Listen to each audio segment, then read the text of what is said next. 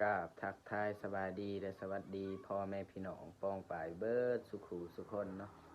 ว่าจะเป็น FC ฝั่งลาวฝั่งไทยหรือว่าต่างประเทศเนาะการยินดีต้อนรับเข้าสู่ซ่องบาวเด่นชาแนลคือเก่าคือเดิมเนาะมื้อนี้ก็สิมาอัปเดตบ้านบาวเด่นเนาะกับพี่เดิมว่าสิเป็นจังใดเนาะก็เชิญหับส้มหับฟังกันเลยเนาะเดี๋ยวเราจะไปลงทางลุมเนาะตอนนี้เราก็อยู่ลุมเป็นที่เรียบร้อยเนาะก็มาอัปเดตให้ FC ได้เบิ่งเนาะว่าเฮ็ดอีหยังแล้วแน่เนาะเห็นเนาะนี่เนาะเฮ็ดเมื่อวานนี่กับสร้างแดงหรือว่าอายแดงเนาะเมื่อวานนี่เฮ็ด3 คนเนาะก็เท่นี่แล้วเนาะเดี๋ยวเราสิไปหาทางเก่เดิมเนาะ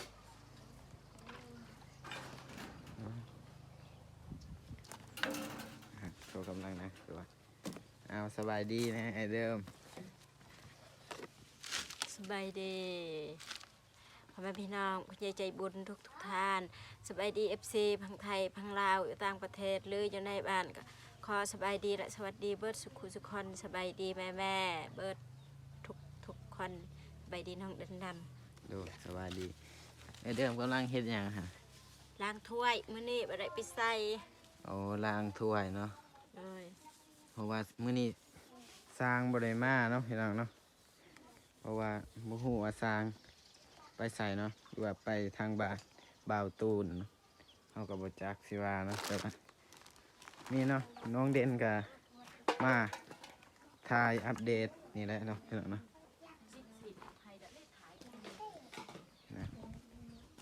เทนี่เมื่อวานนี้เนาะทาง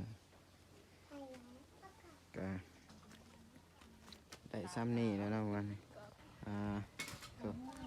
ทอหักเนาะไปลองตอนหมากเฮือนเนาะทอหักนี่ต่อนี่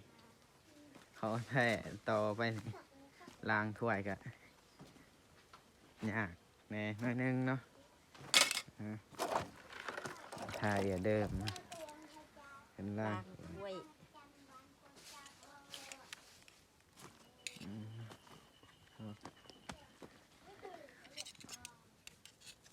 ใส่สันไลเขาบนละหายเนาะ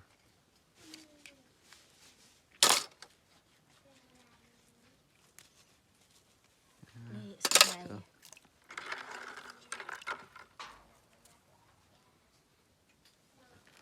บรรยากาศตอนประมาณ10 โมงเนาะคิดว่าสร้างสิมาไหมแต่ว่าบ่ได้มาก็เลยพักเนาะมื้อนี้ มีลายคิดว่าสร้างมาบ่มาเดิมเพิ่นว่านึ่งข้าวบักได้หลายคิดว่าสร้างมาแต่ว่ามื้อนี้สร้างบ่ได้มาเนาะโดยล้างสวยเนาะสิบ่าวยางมาเบิ่งล้างถ้วยธรรมชาติล้างถ้วยธรรมศาสตร์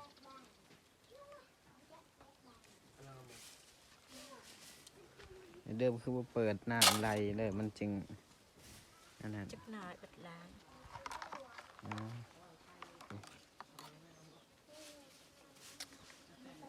นี่เนาะก็สิประมาณนี้แล้วเนาะทุกคนเนาะ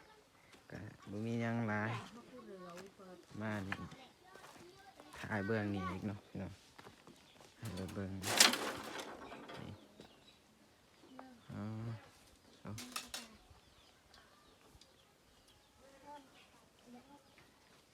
พี่เดิมเกียมอาหารไว้ตอนหับสร้างเนาะคิดว่าสร้างสิมานึ่งข้าวไว้เต็มเต็บเพิ่นว่า2 เต็บ2 เต็บอีกเดิมเดิมว่า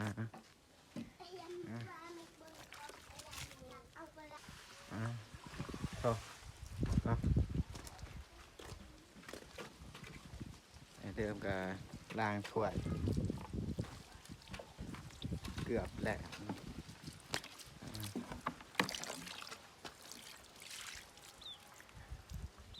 กับยิกเลย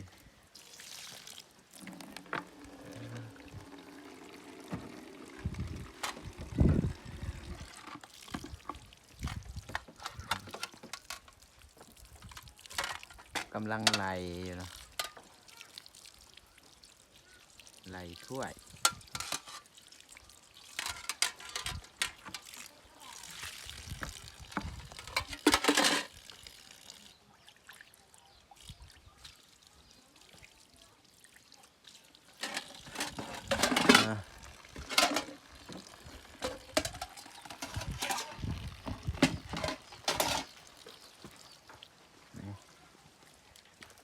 ปูนเท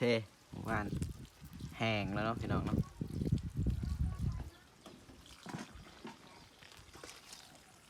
ก้อนหินก็ยังหลายอยู่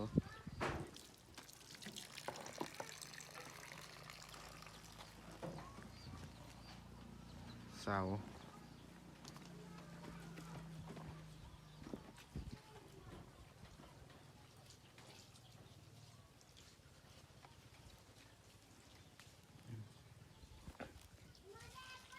อันนี้ก็ขุดไว้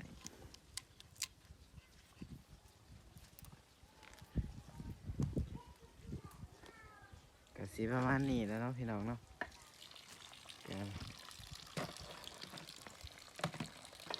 ออกมาทายเอื่อยเดิมเนาะล้างถ้วย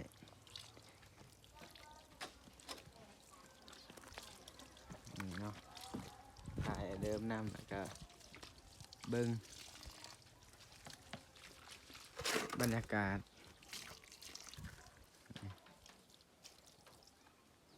ที่บ้าน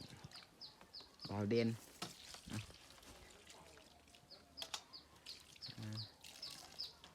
เป็นจังได FC บ่ได้ลงคลิปมาดนนะเนาะประมาณได้เลยประมาณ4-5 เดือนเนาะบ่ได้ลงเพราะว่าน้องเด่นไปเฮ็ดงานอยู่เวียงจันทน์เนาะเดี๋ยวเขาไปมอดน้ำก่อนเนาะไอเดิมเราบอกไปปิดน้ำนี่ปิดเปิดกระซิอยู่นี่เนาะ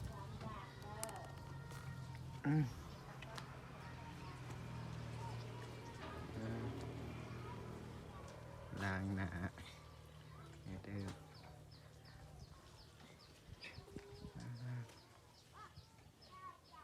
โอเคเนาะพี่น้องเนาะสำหรับคลิปนี้ก็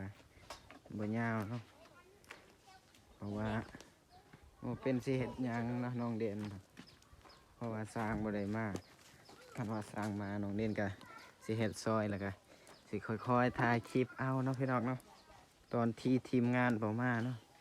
แต่ว่าตอนทีมงานมาน้องเด่นก็บ่ได้ถ่ายเนาะเดี๋ยวสิตัดเป็นช็อตเอาเนาะอันเกาะมาทางนี้แน่เนาะพี่น้องเนาะย่านว่า FC สิว่าบ่เห็นหน้าน้องเด่นเนาะหรือว่าบ่าวเด่นเนาะออกมาทางมารีวิวบ้านเนาะเพื่อนบ้านเพื่อนบ้านเฮา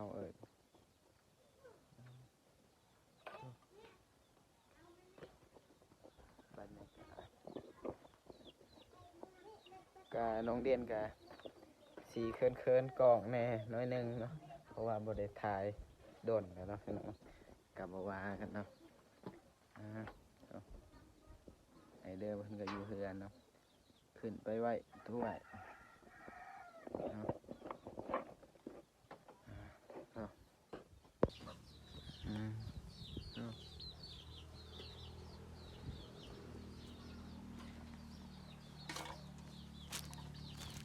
นี่รอของสร้างแดงเนาะเดี๋ยวเอาไปเบิ่งดินบอกกับหินทรายเนาะสิประมาณนี้แหละก็เอาแน่แล้วเนาะเอาแน่น้อยนึงก็ได้อยู่นี่หินเนาะ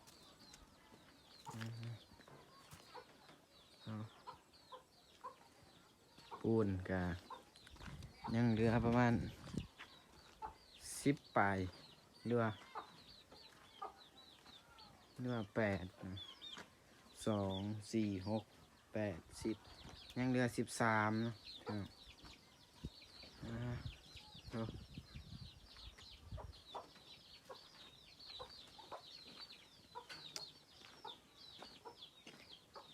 นี่ผักของเอื้อยเดิมปลูกไว้เนาะนี่จะเป็นมักเล่นน้อยนี่ก็ผักอีคู่เนาะอันก็ต้นมะฮุงเนี่ยนะไอเด้อเพิ่นกำลังเฮ็ดของกินอยู่นะกำลังสิกินข้าวแล้วเนาะพี่น้องเกียมไว้ให้สร้างเนาะแต่ว่าสร้างบ่ได้มากันเลยสิเฮ็ดตำหมักแตง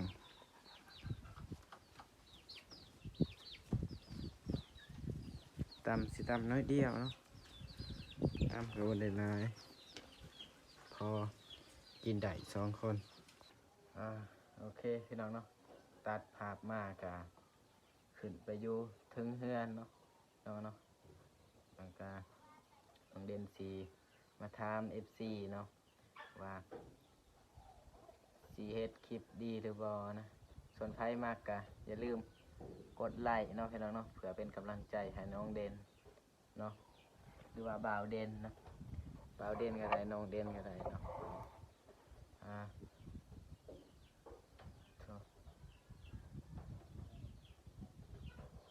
น่าจะไอแดงเพิ่นขึ้นทางบ้านเบาตูนเนาะเพิ่นบ่ได้มาหรือว่าเพิ่นพักกะ